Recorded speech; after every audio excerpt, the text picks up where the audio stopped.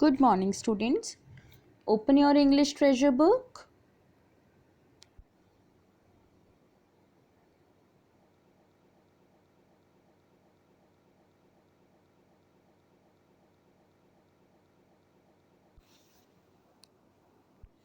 Open your page number 19 and let's continue the explanation of our chapter. Get away from the door, all of you, he commanded shortly. Then Jimmy Valentine commanded everyone to move away from the door of the vault. He set his suitcase on the table and opened it out flat. From that time on, he seemed to be unconscious of the presence of anyone else. He laid out the shining, queer implements swiftly, and queer means here strange. Implements swiftly and orderly, whistling softly to himself as he always did when at work. In a deep silence and immovable, the others watched him as if under a spell. Then Jimmy set his toolbox suitcase on the table and opened it. That time he was unconscious of the presence of anyone else. He could see only a child behind that door which he had to open anyhow. Then he was whistling softly to himself, as he was used to do always, and used all of his strange equipments. There was a pure or deep silence in the bank, and everyone was watching Jimmy Valentine very keenly or carefully.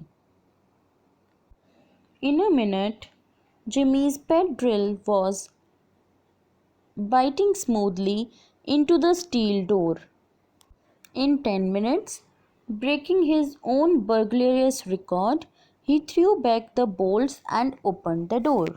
After 1 minute, Jimmy drilled into the steel door of the vault, as you can see here in this picture also.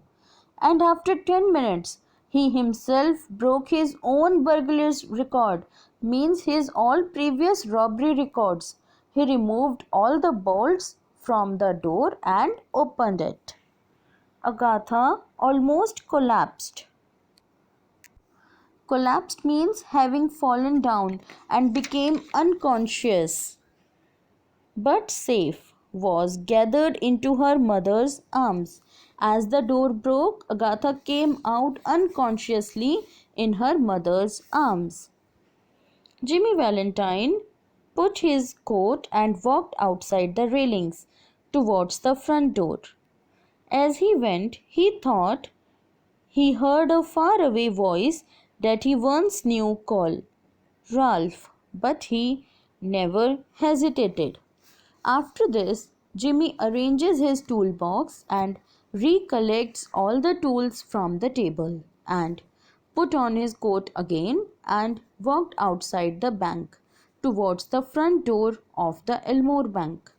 Now, Jimmy thought that everyone is considering me a thief who opens the safe. Now, Annabel will also hate me.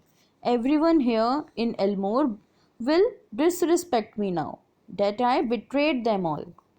But suddenly, Annabel called him Ralph, and Jimmy turns and replied her in hesitation.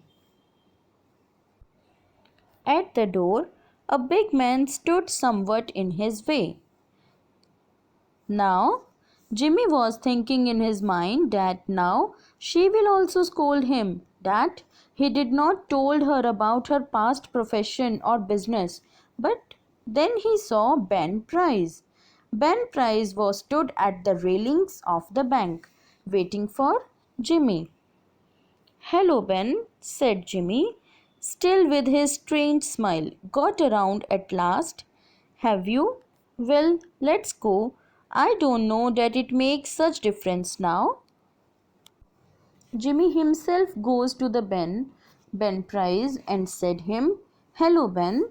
with a strange smile on his face and told Ben to arrest him for the robberies which was occurred a year ago. It means Jimmy surrenders himself to the Ben Price. And then Ben Price acted rather strangely. "Guess you are mistaken, Mr. Spencer," he said. "Don't believe I recognize you." But then what did the Ben said to Jimmy? He said, "You are mistaken, Mr. Spencer. I just came here to meet someone in bank. I don't know you, Mr. Spencer. In fact, you are a good person who helped a child in this situation. Then why should I arrest you?"